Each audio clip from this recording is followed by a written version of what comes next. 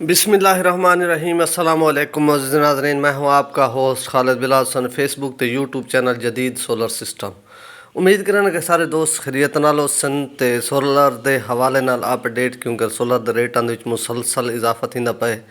तां फिलहाल जेह्ड़े कुछ दोस्त पुछदे पे हैं कि पोजीशन क्या रहा सी, मजीद अप थी वड़न डाउन थी वड़न, क्या हालात हैं इस टाइम। सारी अपनी राय के मुताबिक पहले भी मैंने दसाया मैं कि 15 तो 20 के दौरान तक तकरीबन रेट चढ़ना बरकरार रखने तो बाद एक अपनी यानी कि सीजन दी या इंदे यानी कि अपने तजर्बे के मुताबिक मैं पहले भी दसाए क्योंकि रेट हुण जिउं भी अग्गां सीजन शुरू थींदा पे गन्ने दा इंदा फसलां दा तां रेटां दे विच कोई ज़्यादा यानी कि नहीं कि बहुत ज़्यादा अप थी सन, लेकिन रेट इत्थें भी रासन तकरीबन 28 ते आके 30 ते 35 ते बस में कंहिं झटका अग्गां लग गया, कंहिं आहिस्ता आहिस्ता वत डाउन थी गए।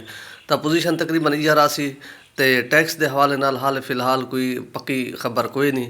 तां ये कन्फर्म है कि चाइना दे विच रेट जिन्ना उन्ना वधा दिते थोड़ा जिहा अप किते ने रेट हुण इस टाइम तकरीबन आदे पैन के 4% रेट उन्हें अप किते, लेकिन ये उन्हें को फर्क कोई नहीं पौना, बस ये रेट डाउन न थी सन, ये नहीं कि उन्हें नाल भी रेट मजीद वध हुए सन।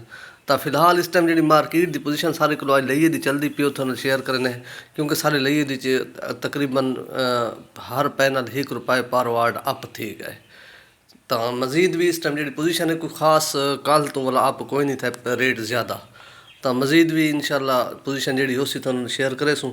इस टाइम पोजीशन है जी लॉन्जी हाइमो 5 दी तो वह है ₹27.50 सॉरी ₹28 और जोड़ा हाइमो 6 का पैनल है पिया वो तकरीबन ₹29.50 पर वाट।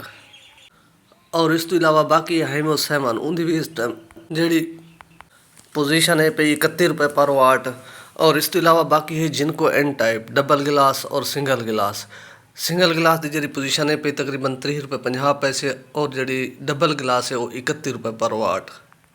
और इस तो इलावा बाकी है कनेडियन की इस टाइम पोजीशन जो लईए सारे चूंदा माल है कोई ना, लेकिन जी पोजीशन दसेंदे पैन ₹31.50 पर वाट के दसेंदे पैन। और उनका जो पी टाइप का माल है पिया तकरीबन वो है पिया ₹27-27.5 पर वाट। और इस तो इलावा बाकी है जे सोलर की पोजीशन इवें उनका भी ₹30.50 पर वाट डबल गिलास एन टाइप। और उनका पी टाइप की जी पोजीशन है भी तकरीबन 26.5 तो ₹27 पर वाट।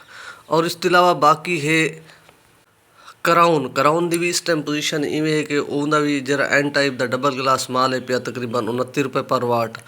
और उनका जो सिंगल गिलास माल है पिया एन टाइप का वो है पिया ₹28 पर वाट।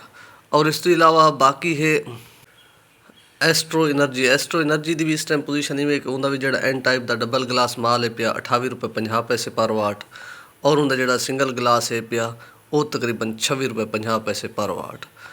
और इस तो इलावा बाकी है क्यू सैल की इस टाइम पोजीशन इवें कि उनका अक्सर रेट सारे तो डाउन रह वेंदे, वो भी डबल गिलास माल है पिया उनकी भी एन टाइप का उनकी भी इस टाइम जी पोजीशन है पई वो तकरीबन ₹27.50 पर वाट। और इस तो इलावा बाकी उनके जो पी टाइप के माल क्योंकि उनके पी टाइप के भी आना रह वेंदे वो तकरीबन है पिया ₹26 के लगभग 25.5 तो ₹26 पर वाट। और इस तो इलावा बाकी है ओसडा की भी इस टाइम पोजीशन इवें कि उनका रेट भी अक्सर कम रह वेंदे। उनका जो एन टाइप का माल है पिया डबल गिलास 580-85 के भी ज़्यादातर आंदा रह वेंदे। तो उनकी भी इस टाइम जी पोजीशन है तकरीबन वो भी ₹27.50 पर वाट दी है। और उनका जो सिंगल गिलास है पिया पी टाइप का और डबल गिलास पी टाइप का है उनकी इस टाइम पोजीशन जी वो भी 25 के लगभग है पई। और इस तो इलावा बाकी भी काफ़ी कंपनियां मार्केट के मौजूद हैं। इंशाल्लाह जी भी अपडेट हो सी वो ज़रूर शेयर करे सूँ और दसे सूँ जो हालात हो सी तो इन अपना ख्याल करे सो दे सो इजाज़त। अल्लाह हाफिज़।